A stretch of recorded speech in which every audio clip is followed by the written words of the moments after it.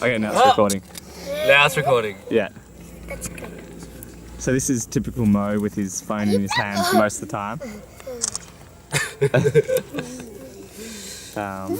Capturing what he can. Magda. Yeah, so do you want to start Sorry. back to square What one? did you say? Have you felt welcomed? Yeah, well, as you can see, the community is very friendly and everyone gets along, and we come and play sports in this area when we can.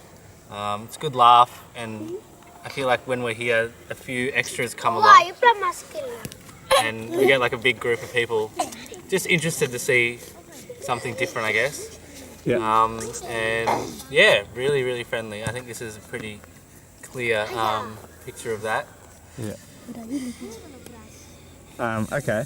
And so how was your previous week you had on the wards? I think you were So my last week was Obsgyn, and I did the first 3 days on the labour ward. My first day did 2 deliveries. The first delivery, I got right in there, catching the baby, doing most things that were required. Unfortunately, it was meconium lichor, and it happened to explode as the baby was coming out, so meconium lichor went everywhere, mostly over the sister, not me, but there was a lot everywhere, and there was a lot of blood as well, and always with the risk of catching things, so I was a little bit nervous about that. And then later in the day there was another birth, and I sort of stood back for that one because one of the other staff members, it was her niece, so she wanted to catch the baby. And then did a bit of ward work.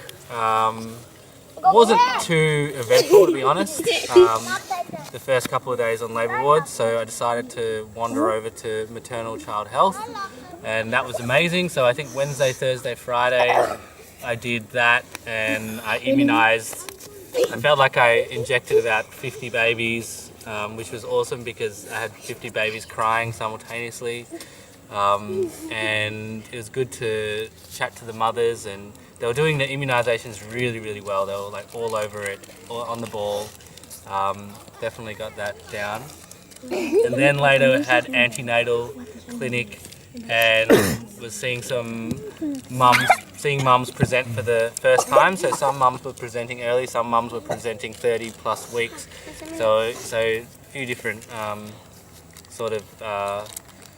types of cases. And then we just basically do preventative things. So like iron and tetanus prophylaxis, and also malaria prophylaxis. It was really, really good actually, because once I was there, I asked one of the sisters if we had an ultrasound, and they're like, no, we requested one ages ago. And then I went and chatted to Graham, and I was like to Graham, do you have an ultrasound, a Doppler, sorry? And he said yes. And I was like, okay, can I have it for the maternal?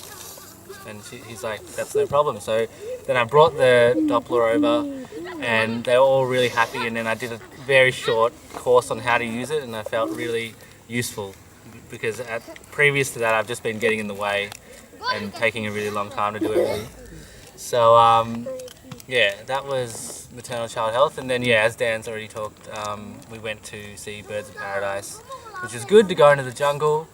And then we also did, what else did we do? The village. The village, which was amazing, which was really, really good. We got to go down the river on a motorboat, taken by one of the locals who works in the hospital, and he showed us around the village, and he introduced us to everyone. We had this like flock of children, maybe like 30 to 40 children following us. It was quite impressive because they just sort of ran over, and that was great. And then I'll move on quickly. So then went to Iawara, which is a refugee camp for West Papuan refugees. So it's been there for 20 years. Is that on me or on them? No, it's on you. Okay. They're not stealing your focus, don't worry. This guy's the coolest. I like him the most. Michael. Call him Michael Jackson. and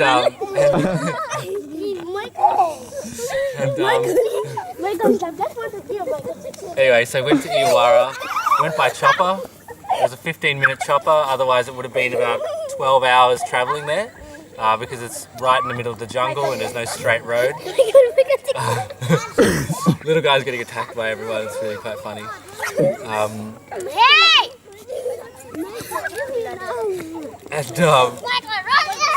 So I got to go by chopper. We got there. I went on to do a TV program. The educators, TV educators, were going there to educate the locals. So anyway, when I got there, everyone was calling me doctor, and they'd already set up a clinic for me. They'd already told different patients, chronic patients and complicated patients, that I was there. So I got all these people coming with 14 years of pain, which is really difficult to sort out because everything hurts. And I basically saw patients by myself, but with the assistance of one of the sisters. But the sister, I was obviously, the medicine that we've been taught is very different to theirs, so I don't even think they'd ever seen, you know, a straight leg raise to check for sciatic pain or anything like that. So, you know, she was just sort of like wide-eyed the whole time. And when I realised that, I thought, well, it makes sense to try and teach. So I made every consult a teaching consult, and we saw a few of the same health conditions come. So then I'd ask her again, and you know, she was sort of catching on and knew what sort of a test to do. Also did a 1.5 hour walk out to one of the stations. I think the population there was 500. Yeah, again, saw patients there, and it was very rural now, so we're like middle of the jungle. There's no phone reception. That's when I know it's rural.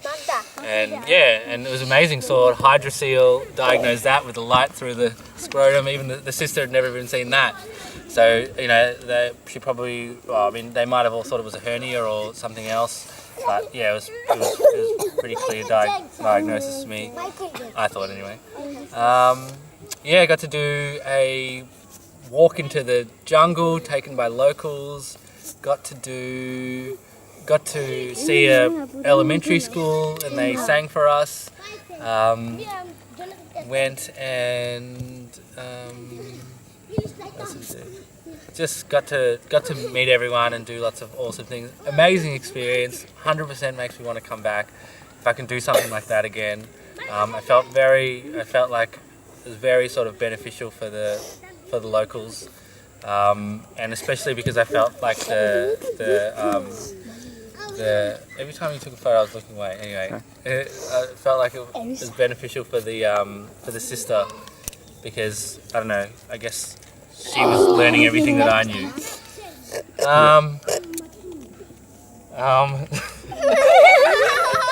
Shanita. And then what else can I say?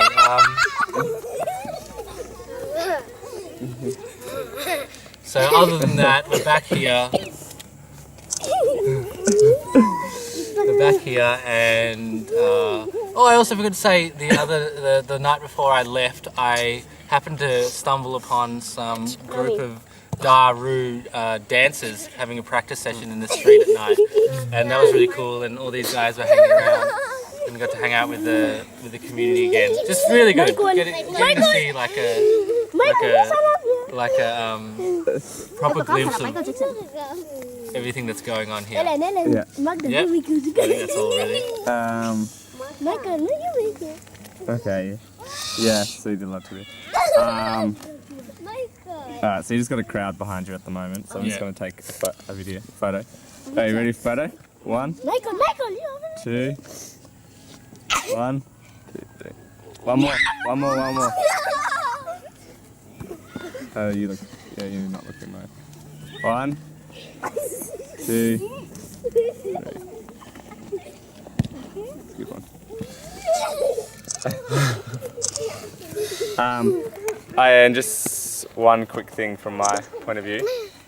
I forgot to mention before, I spent the whole day the other day with a visiting gynecologist, Obs and Gyn, that was here. which was good.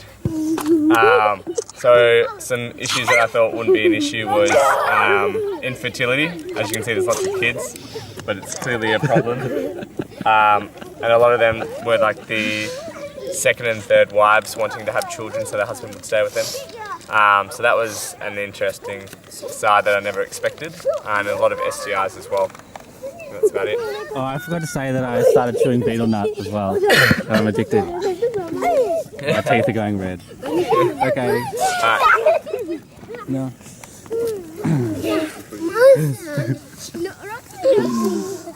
Go chase around the kids. Go chase them around, Dad.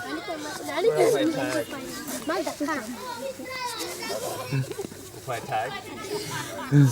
Chase them. Run, run, go, go, chase them. They want the photo. You want a photo? You go in the photo as well. Go in the photo. You don't want? Okay.